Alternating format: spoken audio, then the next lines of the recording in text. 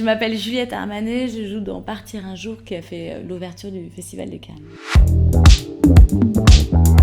Cécile, une femme de 40 ans qui est chef cuisinière, qui est assez célèbre, qui vient de gagner un télécrochet qui s'appelle Top Chef, qui a 15 jours de l'ouverture de son restaurant gastronomique et qui doit retourner dans le restaurant routier de ses parents parce que son père a eu un infarctus. Voilà. Et donc elle se retrouve confrontée à son passé, à ses amours adolescentes, à ses désirs de femme. Il y a tout un chemin à faire pour elle pour se rencontrer vraiment. Salut maman. Oh ma fille. Qu'est-ce qu'elle fait là? C'est toi qui l'as appelée? La question c'est plutôt qu'est-ce que toi tu fais là? Bah alors Béguin, tu t'es perdu? C'est sûr qu'en bougeant jamais du bled où t'es né, toi tu risques pas de te perdre. Ah. Je suis là parce que mon père avait un infarctus. Ah merde. Il faut pas que je m'énerve. Et ça m'énerve. Le film parle de ces questions qu'on se pose à la quarantaine, qui sont finalement les questions qu'on se pose peut-être même toute la vie. Qu'est-ce qu'on fait de l'endroit où on est né? Comment est-ce qu'on avance avec, sans trahir là d'où on vient, tout en cherchant à se ressembler soi, quoi. Et c'est un film musical au sens où les personnages vont souvent s'exprimer en chantant des grands tubes de la chanson francophone. Je vais devoir rester plus longtemps finalement.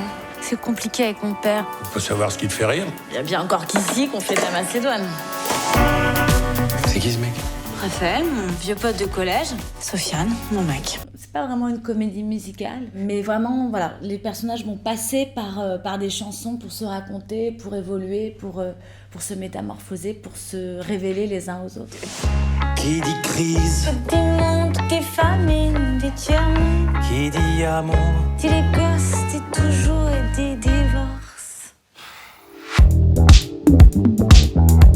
J'ai l'impression que ce qui est magnifique, c'est de pouvoir tous se rassembler autour d'œuvres, d'art, de pensée, de poésie, d'histoire, d'émotions.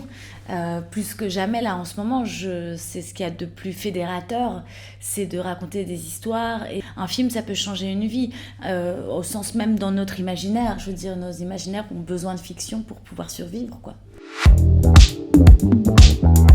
Bah, c'est mon lit pour dormir. Crème solaire, chapeau, et surtout, faut ouvrir grand le cœur pour accueillir toutes ces émotions, tous ces films. Je crois que vraiment c'est une chance de pouvoir avoir un festival comme ça qui réunit plein d'artistes du monde entier, de pouvoir confronter nos visions du monde et nos rêves et nos histoires. Je rêve de voir le film de Julia Ducournau, je rêve de voir le film de Rebecca Zlotowski, je rêve de voir le film de Dominique Moll, je rêve de voir des films que je connais pas. Je suis pas sûre que j'aurai le temps. Les choses de la vie de Claude Sauté, Le Père Noël est une ordure. Récemment, j'ai vu Les enfants des autres de Rebecca Zlotowski que j'ai trouvé vraiment formidable. Les visiteurs.